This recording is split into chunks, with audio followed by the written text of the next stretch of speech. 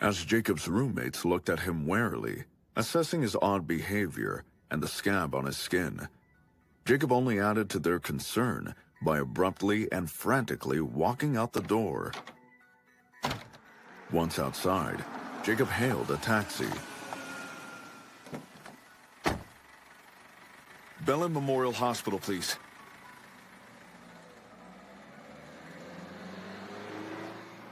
Jacob knew Bellin had the best dermatology department, and he hoped they could solve the mystery of his weird green skin. At the hospital, Jacob had to go through a number of cumbersome administrative procedures and tiresome checkups. When the dermatologist finally met with Jacob, she simply told him that the green skin was caused by a type of dye. The doctor shrugged him off. It looks like a standard discoloration, probably rubbed off a towel or some bad quality bedsheets. According to the reports, there was no mutation of cells in his body. The results from the various tests had indicated no abnormalities. Moreover, the green color was not a result of pigmentation. Jacob balked. But what about the scales? The skin is raised. The doctor closed Jacob's file. It's accidental. Irritation and dry skin. Most importantly, it's not contagious. Just get some better linens. Although unconvincing, the dermatologist's explanation was enough to calm Jacob for the time being. Clutching his reports, Jacob left the hospital and returned to his dorm room. He began scrubbing his arm with soap, and he noticed that the color did seem to lighten a bit. Jacob heaved a sigh of relief. Whew. After an afternoon of terrifying events, he could finally get some rest. Jacob even laughed, now finding his panic a bit silly. He changed his bed sheets into a clean white set and quietly climbed into his bed. He fell asleep as soon as his head hit the pillow. The next morning, the sun shone brightly through the curtains, landing directly on Jacob's face, but he was sleeping like a log. Someone banged on the dorm room door and frantically called out Jacob's name. Jacob! Jacob! What the heck? Who is it? Sam, who was sleeping on the bed below Jacob's, threw a pillow at the door in anger. Jacob, it's Trevor! Come on, there's a cute girl looking for you. Trevor was a classmate of Jacob and Sam. Cute girl? Cute girl! As confused and dazed as he was, Sam shot out of bed. Ever since Sam was rejected by the most popular girl at the university, he had lost the courage to pursue a relationship. However, he secretly wished that he had a girlfriend. Jacob, get up! I've come to take you to the cute girl waiting for you outside. Tons of people are already gathered around the entrance of our cafeteria. They can't believe that a girl is looking for you. You have quite an audience. Trevor kept banging on the door. What the hell are you talking about? Jacob shouted. He was finally awake, although he'd rather not be. He rubbed his stomach, which ached. Then he remembered something. As Jacob raised his arm, the trace of the scaly green marks came into sight. It did not fade away, but it didn't expand either. Jacob felt a little relieved. The knocking persisted. I'm coming! I'm coming! Jacob jumped off the bed and went to get the door. Sam was already dressing excitedly. Hearing the words "cute girl" had sprung him into action. As soon as Jacob opened the door, Trevor spouted out information a mile a minute. So many people have surrounded the entrance of the cafeteria.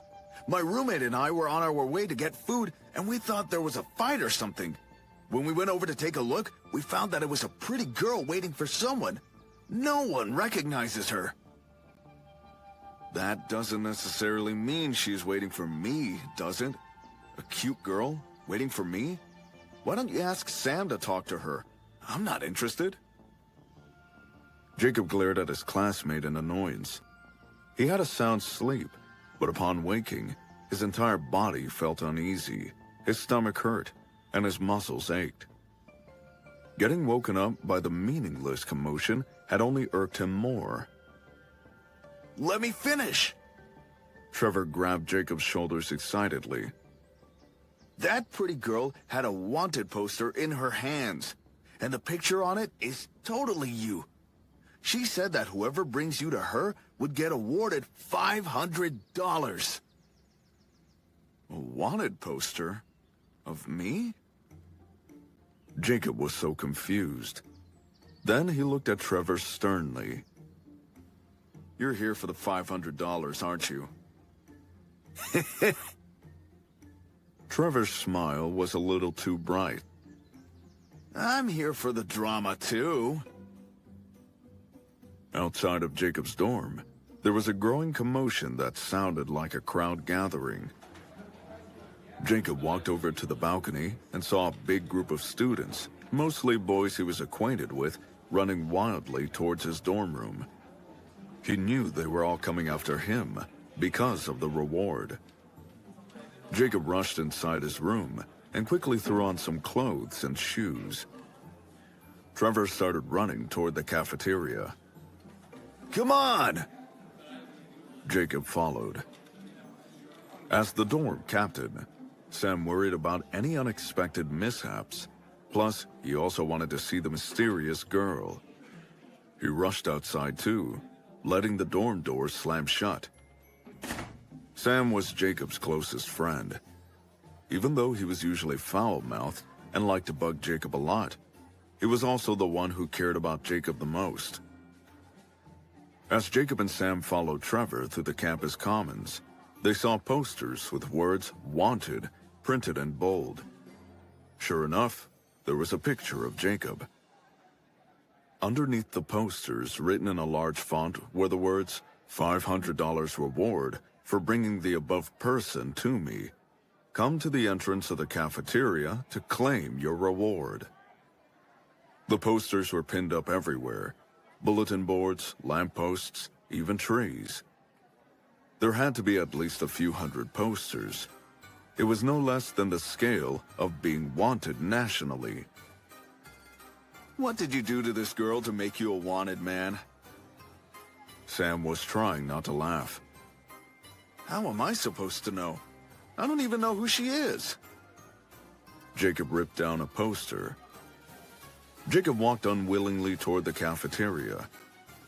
Each spotted poster only filled him with more confusion and dread. That's him! He's coming! Seeing that the wanted person had appeared, some students started calling out to Jacob. The crowd was now making way for Jacob to pass through. Under the curious gaze of at least 100 students, Jacob awkwardly walked toward the door of the cafeteria, then stopped dead in his tracks.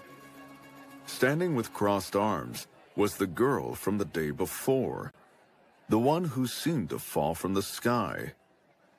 She was wearing a white shirt and a pair of washed-out jeans. It was a very common outfit, yet it looked outstanding on her. Strands of her hair drifted in the wind. However, underneath the fluttering hair, her face was furious. Ooh, ooh. Someone started jeering. Whoa, she's hot.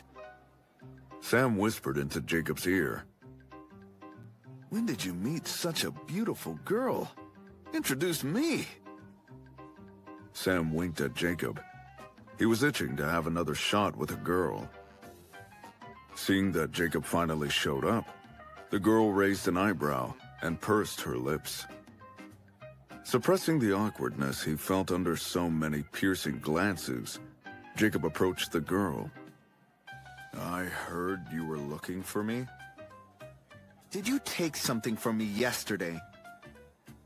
She stared right into Jacob's eyes, fierce and unflinching. What? What thing? Jacob was not expecting this from her. He felt surprised and confused. Now that they had started their conversation, Trevor came forward and interrupted them. He rubbed his hands together. Here he is.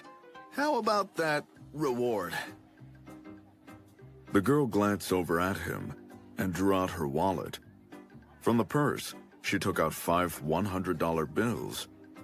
She nonchalantly handed them to Trevor.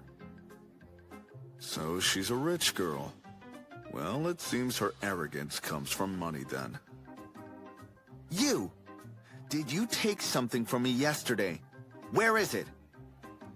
The pretty young woman continued to question Jacob.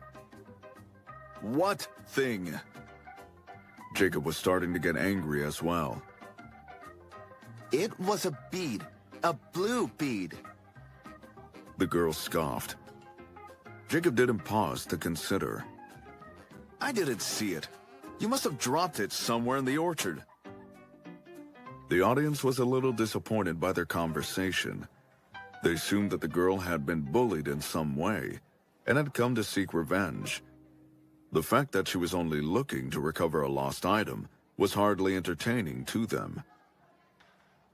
That bead is soft and bouncy. The girl explained. I'll give you 2 more minutes. Think harder. Can we talk somewhere else? Jacob felt uncomfortable by the crowd. Just give her back whatever you took from her. How shameless to steal from a girl. One of the students yelled at Jacob. Shut up! You have no right to comment on this. The girl turned to the crowd. Her anger wasn't just reserved for Jacob. Sam put his hands up, shooing the crowd away. The show's over, guys. Go away already. Go! The crowd slowly began to disperse. The girl quickly resumed the topic.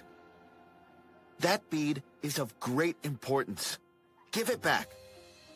But I don't know what you're talking about.